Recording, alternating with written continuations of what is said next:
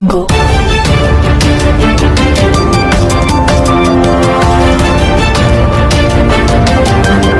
बर्तन बड़ खबर पाणीपाग को नहीं बड़ सूचना नुआ अपडेट आसुची बात्या बढ़िला बात्या भय 25 सन्धार ओडिशार होइपारे माड़ कहला जीएफएस तबे जानिबा संपूर्ण अपडेट ता पूर्व वीडियो को लाइक करंतु जदि पारुचंती आपनकर सांग साथी मानकु वीडियो को शेयर करनतु जदि फ्रेंड्स आपण माने हमर ई चैनल ले नुआ वीडियो देखुचंते पूर्व केबे भी सब्सक्राइब करनाती तबे निहाती चैनल को सब्सक्राइब करसी तो पाखे आसुबा बेल आइकन को बजे रखतांतु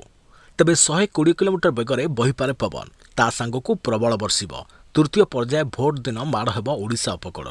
25 तारिख संध्या 8टा किंबा 9टा बेले पारादीपरू बालेश्वर मध्य स्थलभागे प्रवेश करिवो एमिति पूर्वानुमान आंकिलेनी एकाधिक पाणीपाग मॉडल बढ़िला बात्या भय तेबे 25 तारिख उपकूल ओडिशा रे भोट कटक भुवनेश्वर पुरी ढेंकानाल केन्दुझर और संबलपुर लोकसभा सहित 42 विधानसभा पई हेब मतदान से दिन पई वर्षा पवन भय किंतु भारतीय पाणीपाग विभाग बात्या नहीं कौन पूर्वानुमान देना जाए तेज बंगोपसागर होगा लघुचाप अवपातर रूप नेब अनेक पाणीपाग मॉडल आकलन कले अधिक घनीभूत हो तीव्र अवपात और बात्या परिणत हो तेज यह बात्या भय बढ़ी किसी मॉडल अति भीषण बात्यार पूर्वानुमान कले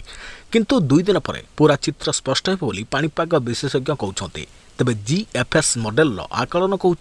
25 तारिख संध्या 8टा बेलू भीषण रूप नहीं धामरा पाखापाखि माड़ हो पारे बात्या ता पूर्व सकाळू आरंभ हो पूरा उपकूल और अभ्यंतरण ओडिशा रे प्रबल वर्षा ECMWB दर्शाऊँ बात्या रूप नहीं पारे लघुचाप किंतु पवन बेग 80 ରୁ 90 किलोमीटर भितर रही पारे 25 तारिख राति प्राय 9टा बेलू धामरा पाखापाखि स्थलभाग छुई पारे एक्सेस मॉडल भिन्न आकलन करिछि बंगोपसागर हेबाकु थिबा लघुचाप अधिक घनीभूत होई बळुआ हेबो तेबे यह अवपात और पर तीव्र अवपात आड़ को जीव पर बात्या अति भीषण बात्यार रूप नेब किंतु यह आंध्र प्रदेश रे माड़ हेब